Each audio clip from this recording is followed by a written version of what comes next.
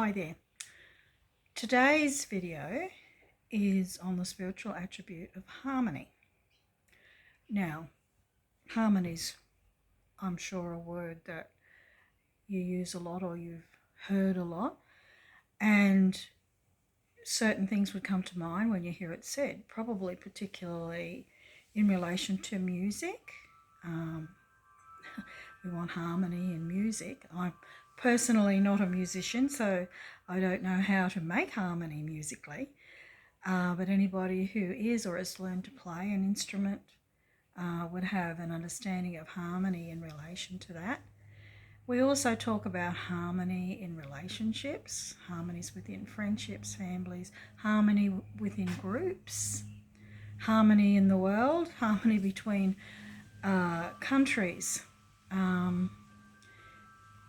Maybe we don't talk about it enough, or maybe it's all talk and not enough action, because harmony doesn't just happen.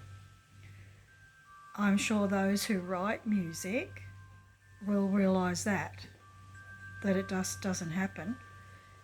You have to put thought into it. You have to try a few things out sometimes before you get that level of harmony that you're looking for.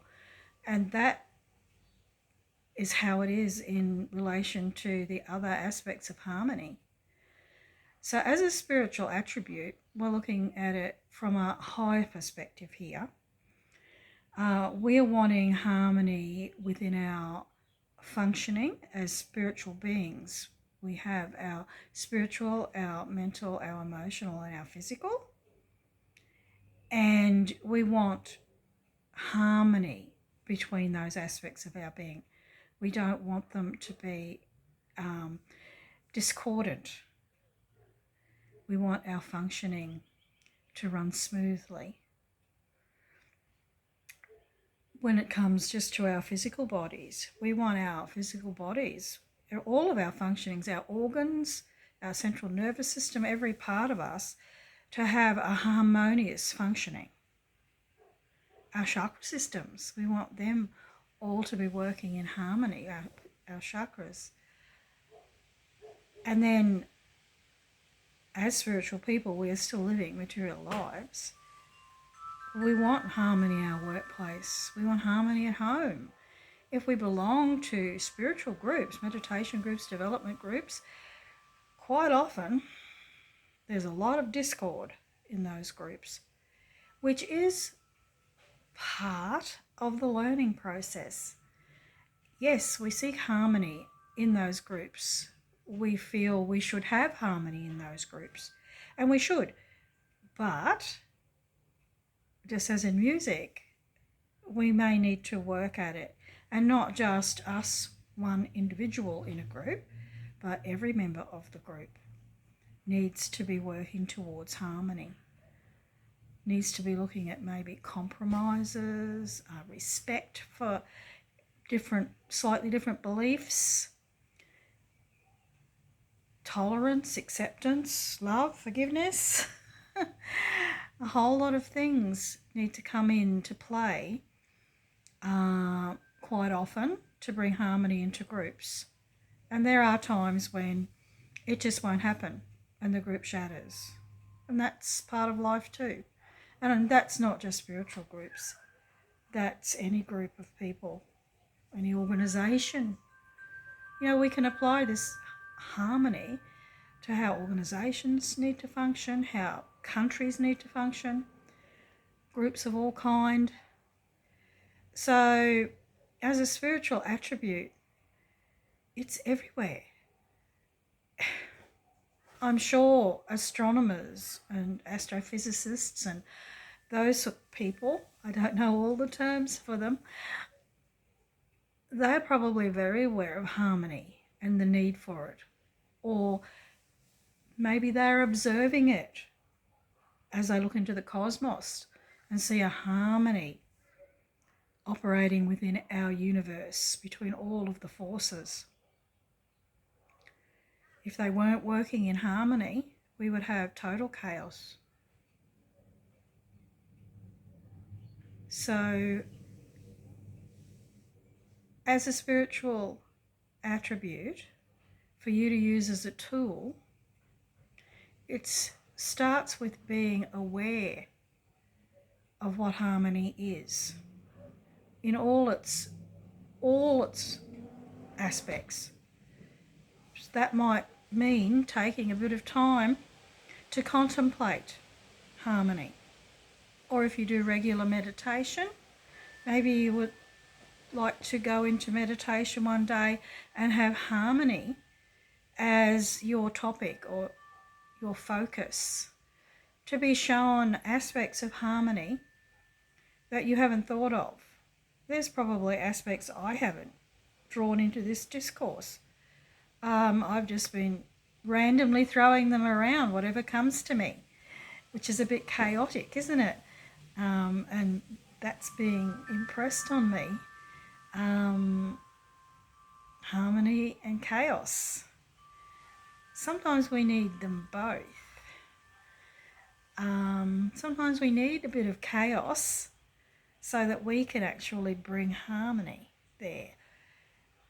Or look at what we might have to do. Maybe we need to add something, maybe we need to remove something, and it won't be chaotic anymore. So there. Lots of people have very chaotic lives, don't they? And it's just being bumped from one place to another.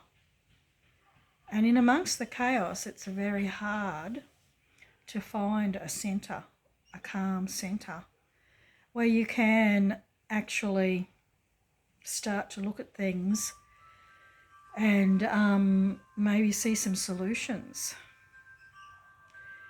So these spiritual attributes, they do have an energy. They're not just words. They actually have cosmic energies attached to them. And it's when you understand, we'll use harmony as an example.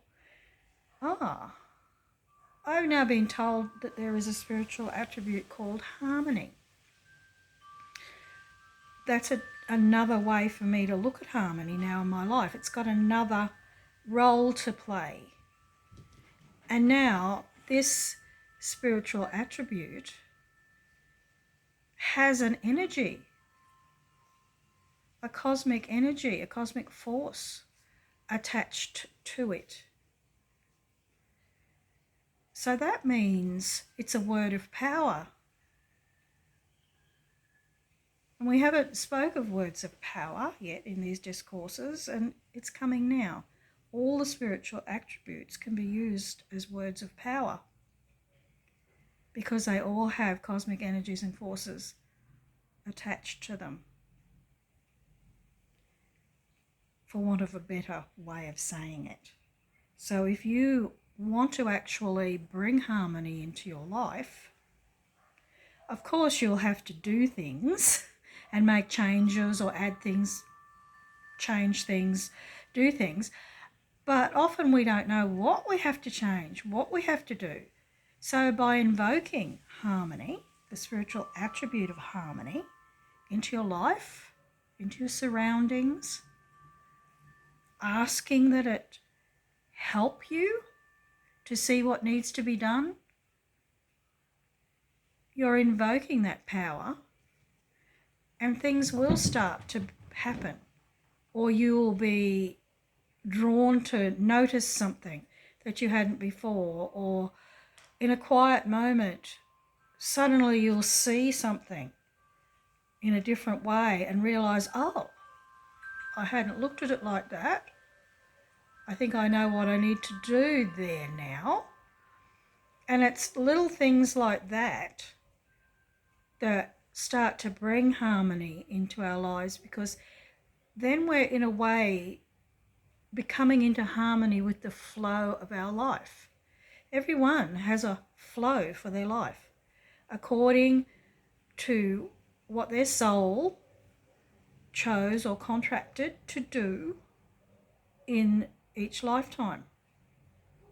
There is a flow that carries them on that journey.